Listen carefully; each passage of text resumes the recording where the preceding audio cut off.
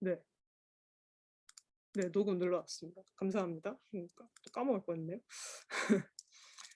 그래서 이어가 보자면 크게 봤을 때 어떤 메소드를 쓸 수 있는가에 대한 얘기를 해보면은 첫 번째로는 컨텐트 베이스드 메소드가 있을 수 있고요.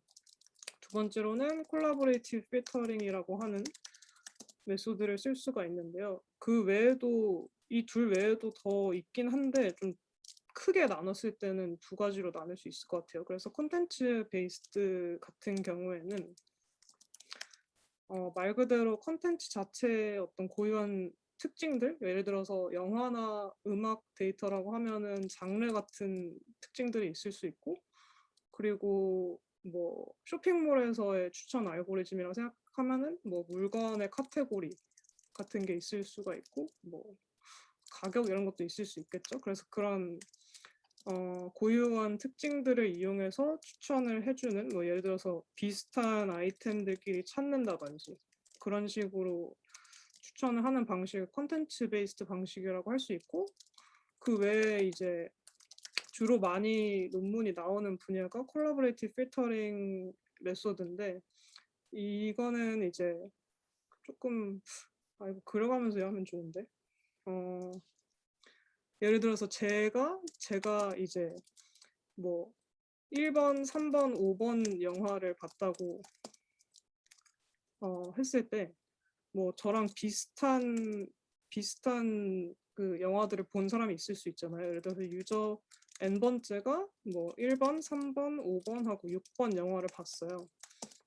그러면 이렇게 봤을 때 나와 유저 n번째가 이제 인터랙션을 보인 아이템들이 비슷하기 때문에 나에게 그 6번 영화를 추천을 해준다 라는 식의, 이제 말하자면 다른 유저들의 인터랙션 정보를 이용해서 특정한 유저에게 추천을 하는 방식이라고 설명할 수 있을 것 같습니다. 그래서 이 안에서 또 나눌 수 있는 게, 그래서 뭐 그 뭐라 그러죠? 유저 사이의 시밀러리티를 측정해서 네이버우드 베이스드 콜라보레이티브 필터링을 할 수가 있고, 또 그 외에도 레이턴트 팩터를 찾기 위해서 매트릭스 팩토라이제이션 방법을 사용할 수 있고, 그 외에도 오토엔코더나 뭐 CNN, RNN, 트랜스포머, 어텐션 모델 같은 뉴럴 네트워크 모델들도 사용을 해서 콜라보레이티브 필터링 방식으로 할 수가 있고, 그 등등등 더 많이 있는데, 오늘 제가 설명을 드릴 논문 제목이 이제 오토인코더라고 이제 써져 있는데, 그래서 오토인코더의 일종이라고 보시면 되긴 하는데, 사실은 오토인코더의 구조만 따왔고, 그리고 그 더 뭔가 모델의 내부를 좀 보면은 사실은 좀 오히려 좀 네이버우드 베이스드 모델과 결합된 좀 리니어한 모델이라고 보시면 될 것 같아요. 그래서 크게 이런 메소드들이 있는데, 그 중에서 제가 오늘 소개할 논문 같은 경우에는 오토인코더 그리고 네이버 베이스드 메소드의 일종이라고 보시면 된다라고 할 수 있을 것 같습니다. 이 외에도 1번, 3번 외에도 1번, 2번 외에도 요즘에는 그래프 뉴럴 네트워크를 이용해서 하는 그 메소드도 많이 연구가 되고 있는데, 이 부분은 저도 공부를 안 해봐서 우선은 이 오토인코더의 일종인 이번 논문을 한번 소개를 해보겠습니다. 그래서 시작을 해보자면요. 우선은 제목이 아까도 말씀드렸다시피 Embarrassingly Shallow Auto-Encoded for Sparse Data라는 제목인데요. 여기서 이제 주목할 수 있는 점이 오토엔코더의 일종이구나라는 점과, 이제 embarrassingly shallow하다고 표현한 방식이 좀 특이한 제목이라고 할 수 있는데, 이제 embarrassingly shallow하다고 한다는 것은 무슨 뜻이냐? 히든 레이어를 하나도 사용하지 않고 리니어한 모델을 제안을 하는 논문이에요.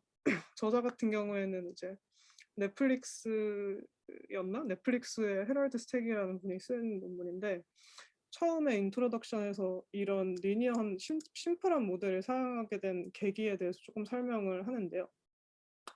어떻게 설명을 하냐면, 컴퓨터 비전과 같은 분야와는 달리 이제 레코멘데이션 성능에 있어서 좋은 성능을 보일 때가 어떤 모델을 쓸 때였는지를 지난 연구들에서 좀 살펴봤을 때 오히려 히든 레이어를 적게 썼을 때에 좋은 성능을 보였던 적이 여러 번 있었다. 그래서 우리는 이거를 좀 극단적으로 take to the extreme 해가지고 아예 그냥 리니어한 모델을 히든 레이어 없이 한번 해보겠다라는 게 이제 이렇게 해보게 된 어떤 계기라고 할 수 있죠. 그래서 이제 이분이 제안하는 모델의 목표는 그 아웃풋으로 내놓는 아웃풋 레이어가 어떤 유저가 이제 인터랙션에 보인 그런 정보를 벡터로서 바이너리한 인풋 벡터로서 인풋으로 넣었을 때 우리가 인풋을 그러니까 아웃풋을 인풋과 흡사하게 리프로듀스를 해서 이제 그 베스트 아이템들을 추천을 하는 거를 예측을 하는 거를 목표로 둔다라고 해가지고 오토인코더의 일종이라고 이제 설명을 합니다. 그래서 그러면은 리니어 모델을 그냥 사용하진 않을 텐데 어떻게 해가지고 이렇게 히든 레이어도 없이 리니어 모델을 사용을 하는가를 봤을 때는 좀 그냥 핵심은 딱 하나였거든요. 이제 노테이션을 좀 정리를 했는데 일단은 우리에게 주어진 데이터를 어떤 식으로 표현을 하느냐 아까도 말했다시피 바이너리하게 표현을 하는데요. 어떤 큰 데이터 매트릭스 우리가 갖고 있는 게 이 X라는 매트릭스인데 얘는 스파스하고 바이너리한 매트릭스고요. 이제 스파스하고 바이너리한 이유는 이제 로우가 유저고 뭐라 그러죠? 컬럼이 아이템인 매트릭스인데 이때 뭐 예를 들어서 유저 그러니까 첫 번째 로우에 뭐 다섯 번째 열의 엘리멘트가 1이다라는 것은 첫 번째 유저가 5번 아이템이랑 인터랙션이 있었다라는 뜻이고 0이면은 그런 인터랙션이 없었다는 뜻이고요. 그리고 대부분 이런 식으로 데이터를 만들면은 한 유저가 뭐 모든 아이템들을 볼 수는 없기 때문에 인터랙션이 되게 적은 경우가 되게 많기 때문에 그거를 매트릭스 모아놓고 보면은 스파스하고 바이너리한 매트릭스인 경우가 많아요. 그래가지고 이런 매트릭스라고 상정을 하고 설명을 한 거고요. 그리고 뭐 예를 들어서 뭐 음악 같은 경우에는 사실은 뭐 한 번만 인터랙션이 있는 게 아니라 뭐 5번 듣고 같은 노래를 10번씩 듣고 이래가지고 더 숫자가 커질 수는 있는데 그런 거는 이제 그 뭐지? 더 같은 모델로 더 적용이 가능하다라고 대부분 이런 논문들에서는 언급이 돼 있어요. 그래가지고 그런 부분은 신경 안 쓰셔도 되고요. 그래서 이 매트릭스 X라는 매트릭스가 뭐라 그러지? 유저 수 곱하기 아이템의 수만큼의 사이즈의 매트릭스라고 보시면 되고요.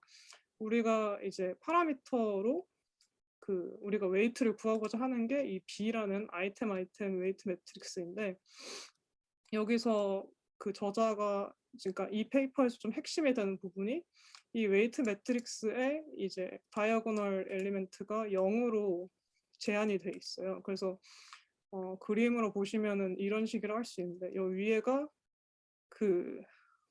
위에가 인풋이고 아래가 아웃풋이라고 보시면은 이 중간에 B라는 매트릭스를 X에다 곱해가지고 아웃풋이 나오게 되는 건데 이때 이 다이아고널한 성분 엘리멘트들이 다 0으로 제한이 되어 있다라고 보시면 되고 왜냐하면은 그 다이아고널한 성능 아니 다이아고널한 엘리멘트들은 결국에는 같은 아이템에 대한 그러니까 1번 아이템에 대한 1번의 시밀러리티는 당연히 높게 나올 수밖에 없는데 혹은 1이 나올 수밖에 없는데 그렇게 되면은 이제 인풋에다가 B라는 매트릭스를 곱해서 아웃풋이 나오게 될 텐데 이런 컨스트레인트가 없으면 당연히 아이덴티티 매트릭스라는 아주 당연하고 우리가 얻고 싶어 하지 않는 결과가 나올 가능성이 높기 때문에 이런 컨스트레인트를 거는 거라고 생각하시면 돼요. 그래서 이런 컨스트레인트를 건 게 사실은 페이퍼에서 제안한 방법의 거의 핵심이고요. 그래서 되게 이 논문 같은 경우에는 설명은 좀 있는데 사실 그 코드로 짜보면 엄청 짧아요. 한 5줄밖에 안 돼요. 그래가지고 아무튼 이게 핵심이라고 보시면 되고요. 그래서 마지막에 우리가 그 프레딕틱 스코어를 계산을 하고 싶으면은 그 처음 우리가 갖고 있는 데이터셋인 X에다가 이 B 매트릭스를 곱하면은 뭐 이런 여기서는 이제 벡터로 U번째 벡터랑 J번째 벡터로 나타냈는데 이렇게 계산을 하면은 그 아이템 J가 유저 U에게 주어졌을 때 predicted 스코어가 나온다라고 보시면 됩니다. 그래서 이제 objective는 convex objective가 어떻게 되느냐 하면은 이런 식으로 그 리스트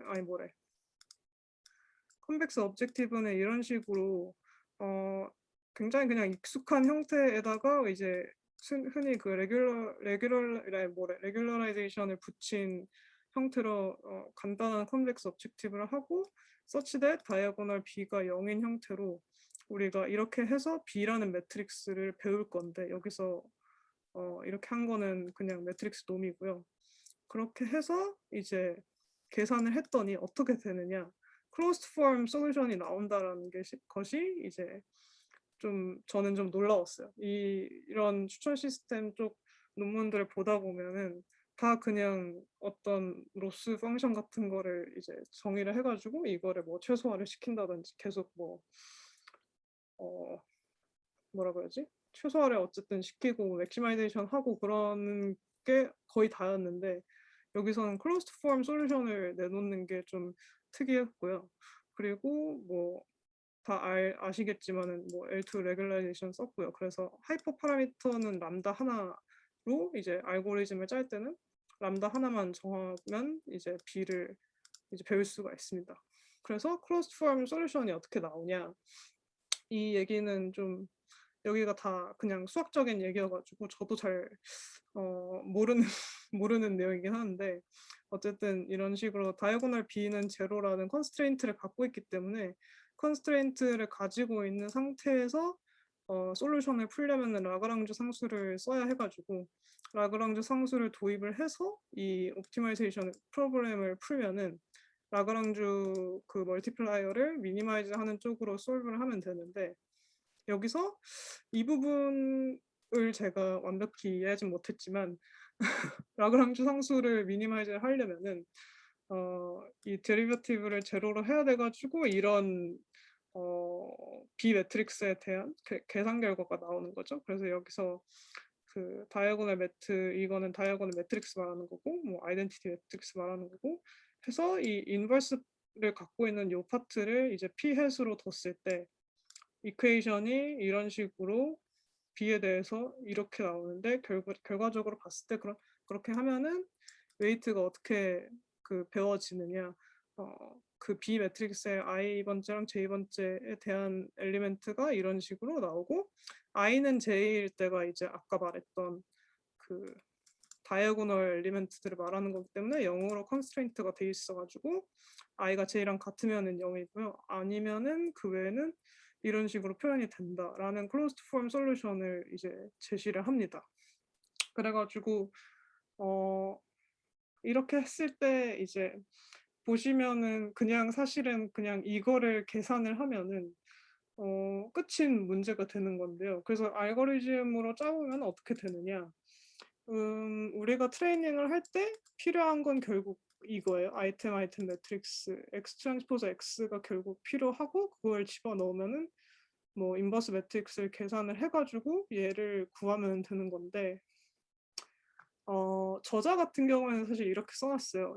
뭐 G의 사이즈가 작으면 그러니까 뭐 말하자면 이제 유저의 수가 아이템의 수보다 더 많은 경우에는 유저 아이템 매트릭스를 사용하는 것보다 아이템 매트릭스를 사용하는 게 결과적으로 연산량이 줄어들기 때문에 그래서 얘가 efficient 할 수 있다라는 식으로 페이퍼에서 써놨는데 여기서 문제는 이제 반대로 말하면 유저보다 아이템이 훨씬 많은 경우 그러니까 아이템의 개수가 굉장히 많으면은 그 컴퓨테이셔널이 되게 익스펜시브해진다는 게 사실은 되게 큰 단점이에요. 그래가지고 뭐 반대의 경우에는 패스트하고 이피션트하고 클로스드 폼 솔루션 나오고 해서 되게 좋은데 반대로 했을 때, 즉 아이템의 개수가 되게 많을 때는 되게 실현하기 어려운 알고리즘이 되긴 합니다. 그래서 보시면은, 그래서 진짜 코드로 짜보려면은 진짜 이 정도의 그 5줄 코드면은 거의 다 끝나요. 그래서 되게 제가 봤던 논문들 중에서도 코드가 압도적으로 짧은 것 중 하나인데, 아무튼 그렇게 해서 논문에서 좀 중요했던 포인트는 셀프 시뮬러리티를 0으로 제한을 한다라는 게 중요한 포인트였고, 그렇게 해서 이렇게 컨벡스 트레이닝 objective를 계산을 해보면은 closed form 솔루션이 나온다라는 거였고요.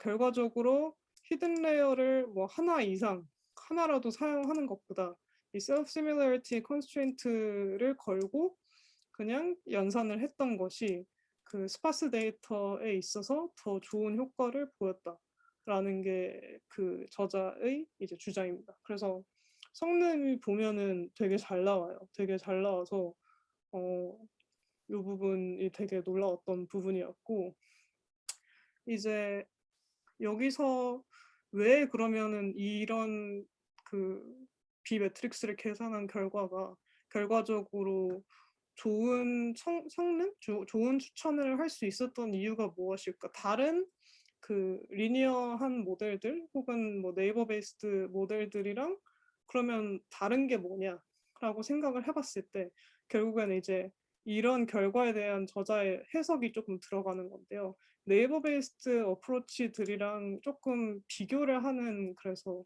문단이에요. 그래가지고 이 부분에서는 왜 네이버 베이스드 어프로치랑 사실 까보면은 그런 리니어한 아이템 어떤 시밀러리티를 계산을 해서 그거를 이용을 한다는 알고리즘인데, 사실 보면은 네이버 베이스드 어프로치랑 좀 비슷하다고 볼 수 있는데, 그럼 왜 성능에 있어서는 더 훨씬 좋은 성능을 보이느냐에 대해서 해석을 해봤을 때 이렇게 얘기를 하는데요. 그 클로즈 폼 솔루션을 보면은 이제 마이너스 PJJ분의 PIJ인데 여기서 사용하는 P가 뭐냐? X 트랜스포즈 X의 이제 이 부분을 이 뭐라 그러죠? 람다 아이덴티티 이 부분을 무시하고 본다면은 결국엔 X 트랜스포즈 X의 인버스를 사용을 하는 건데요. 대부분의 네이버 베이스드 어프로치에서는 무엇을 하느냐? 이 아이템 혹은 유저 시밀러리티 매트릭스를 구할 때 코어커런스 매트릭스를 쓰는데요. 이거는 결국 뭘 말하냐? X 트랜스포즈 X를 말하는 건데요. 그 코어커런스 매트릭스라는 것은. 그래서 그러니까 우리의 크로스 폼 솔루션에서 알 수 있는 내용은 그간 우리가 네이버후드 베이스드 어프로치라고 사용했던 것들이 사실은 컨셉추얼리 맞지 않는 아이템 시밀러리티 매트릭스를 사용을 했더라. 우리가 결국 사용을 해야 되는 거는 그 솔루션을 구해보니까 X 트랜스포즈 X가 아니라 X 트랜스포즈 X의 인버스를 사용해야 정확한 그 솔루션이 나오는 거더라. 라는 게 이제 이런 그 뭐지? 이 솔루션에서 증명해서 좀 보여진 부분이었죠. 그래서 이 EASE 이거는 이제 논문의 약자인데 이 오늘 소개한 이 그 오토인코더 형태가 오히려 이제 프린시플한 네이버후드 모델이라고 볼 수가 있다라는 게 이제 그 좋은 성능이 나온 것에 대한 다른 비슷한 어프로치에 비해서 더 좋은 성능이 나온 것에 대한 그런 해석이라고 볼 수가 있고요. 추천 시스템 쪽에서도 그리고 뭐 다른 분야에서는 어떤지는 잘 모르겠지만은 추천 시스템 쪽에서도 또 이런 완전 수학적인 증명이 나오는 경우가 그렇게 많지가 않아가지고 이런 식으로 다른 그러니까 다른 접근의 틀린 점과 그러니까 우리가 보인 이 메소드의 수학적으로 더 그 우수한 이유 같은 거를 익스플레인을 하는 논문들을 저는 많이 못 봤어가지고 이런 부분이 되게 어, 인상 깊은 부분이었어요. 그래서 여기는 사실 네이버후드 베이스드 어프로치에 대해서 조금 더 알고 있으면 좋은데 제가 그래서 앞에 설명한 게 충분치는 않을 텐데 뭐 아무튼 이런 컴패리선이 되게 좋은 점을 꼬집었다라고 볼 수 있을 것 같습니다. 그래서 제가 이제 이 논문을 처음에 보고 나서 그냥 되게 신기한 논문이다라고 생각하고 나서 좀 잊고 있다가 이번에 그 발제를 하려고 준비를 하면서 좀 실제로 구현을 해서 보여드리면은 좋겠다라고 생각을 해가지고 이번에 해보면서 사실은 difficulty라는 이 문단을 추가를 하게 됐는데요. 제가 구현을 해보면서 느낀 게 아까도 말씀드렸다시피 X 트랜스포즈 X에 우리가 인버스를 구해야 되는데 매트릭스 인버스를 시키는 게 사실은 연산량이 엄청 쉽게 많아질 수가 있는데 여기서 그 부분에 대해서 좀 아무래도 의도적으로 좀 회피를 하긴 했겠지만 저자의 면에서 저자의 마음으로는 아마 회피하고 싶었겠지만은 사실 해보니까 그 한계가 확실히 느껴지더라고요. 그래가지고 X 트랜스포즈 X의 인버스를 구하는 게 아이템 셋이 좀 작은 경우, 뭐 예를 들어서 저도 어떤 경우가 아이템 셋이 좀 작을까라는 거에 있어서는 확실하진 않은데 뭐 영화 알고리즘 같은 걸 만드는 거면 그래도 조금 아이템 셋이 더 작지 않을까라는 생각은 드는데요.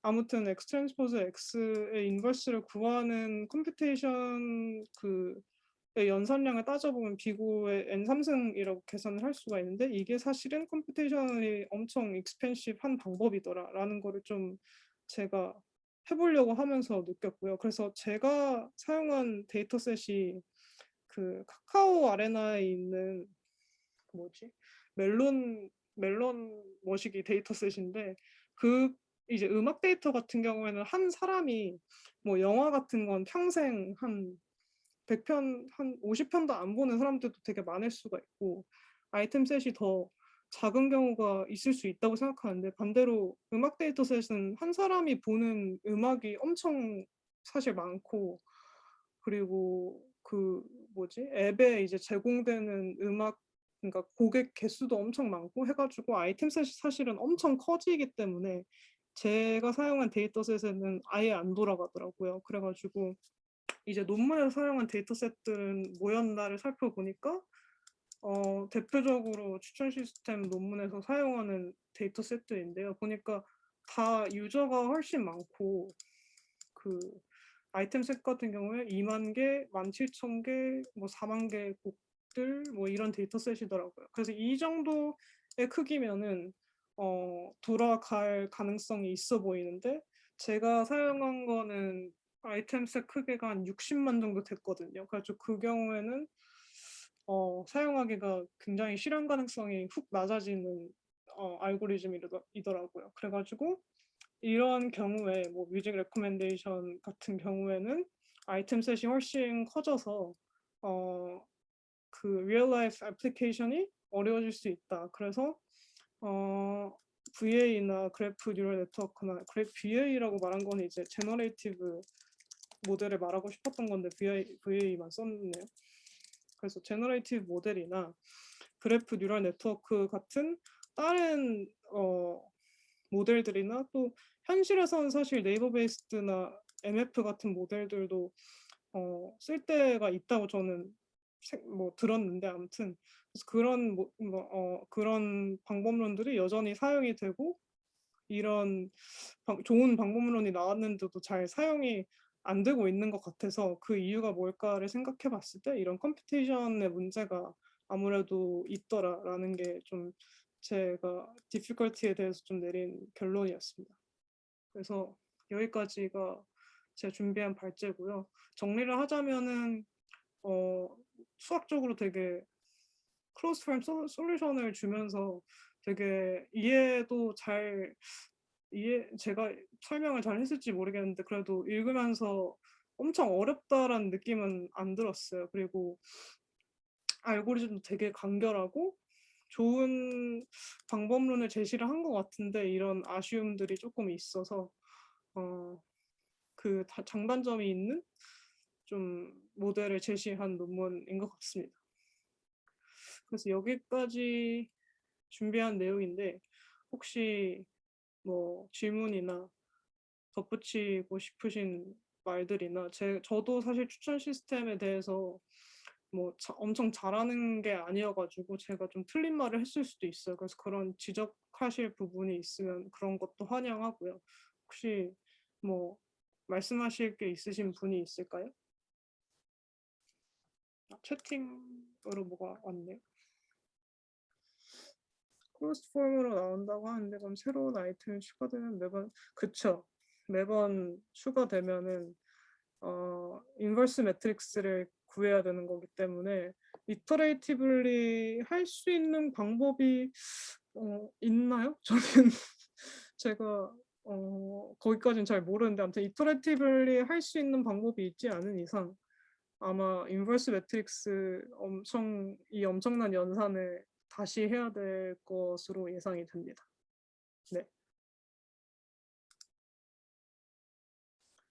또 질문 있으실까요?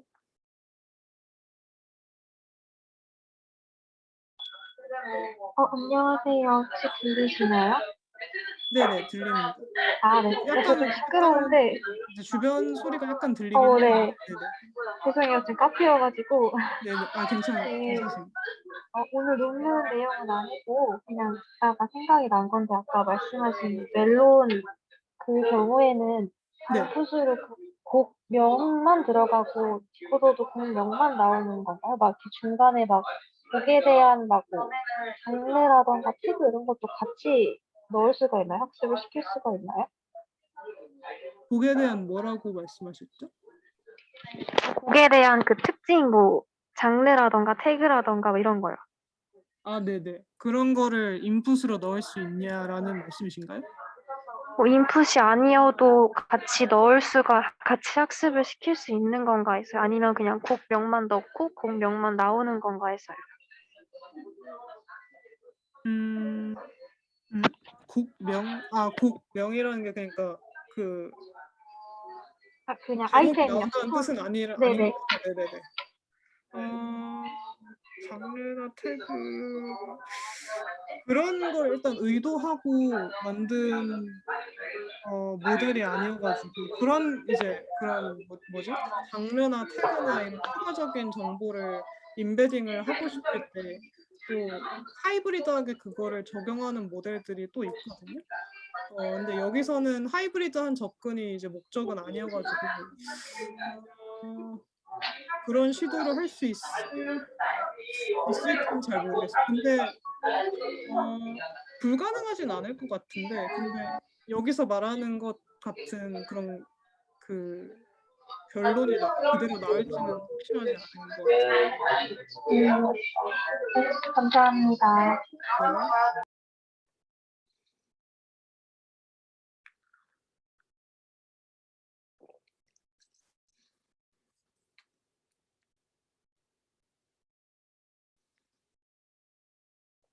또 질문 없으실까요?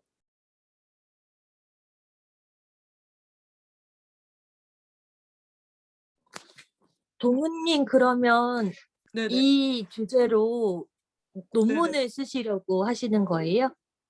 이 주제로 논문을 쓰는 거냐고요? 아니요. 저는 그러니까 추천 시스템 안에서 제가 아까 말했다시피 문제 상황이 여러 가지가 있을 수 있는데 제가 지금 공부하고 있는 거는 콜드 스타트라고 해서 이제 그 유저랑 그러니까 아예 새로운 유저가 들어왔을 때나 아예 새로운 아이템이 이제 생겼을 때 그 인터랙션에 대한 데이터가 전혀 없잖아요. 그런 상황을 이제 콜드 스타트라고 하는데 그 문제 상황에 대해서 저는 공부를 하고 있고 이런 논문처럼 추천 알고리즘 자체, 그러니까 모델 자체에 대해서 공부는 그냥 같이 그냥 하고 있습니다. 이걸로 논문을 쓰지는 못할 것 같아요. 저도 능력이 안 될 것 같아요, 일단.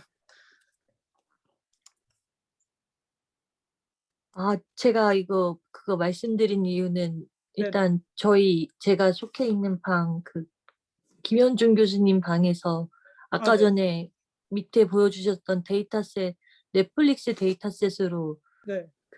추천 시스템 관련해서 논문 쓰는 분이 있어서 그래요? 관심 있으면은 연락해 보라고 얘기하고 오, 싶어서. 너무 좋아요. 네, 추천 시스템. 그러면은 네. 나중에 그분 이름 말씀드리도록 하고, 그리고 제가 이전에 그 뭐지? 회사에서 일하다가 왔었는데 잠깐 네네. 그 스타일란다라고 혹시 들어보신 적 아, 있으실지 네네. 모르겠는데, 네. 스타일란다 회사에서 제가 온라인 마케팅 팀에서 일할 때 추천 시스템을 팔러 오신 분들하고도 미팅을 했었는데, 네. 그분들은 정말 이제 유저, 이제 하나를 클릭한 유저, 옷 하나를 클릭한 유저가 이제 다른 옷을 클릭했을 때, 그러니까 그 클릭한 카운트를 이제 베이스로 비슷한 거 클릭한 사람들 이제 기준으로 이렇게 추천을 하는 거를 해줬었는데, 여기는 훨씬 더, 네, 그런 게 많이 이제 뭐라고 해야지? 그런 제가 봤었던 단순한 알고리즘에서 많이 달라져 있어서 되게 감명 깊게 재밌게 봤습니다. 네. 감사합니다. 감사합니다. 좋은 말씀 감사해요. 더 질문이 없으신 것 같아서 이만 끝내도 될 것 같죠? 네. 일단 쉐어를 스탑하고 스탑 레코딩 누르면 되는 거 맞죠? 날아가는 거 아니겠지?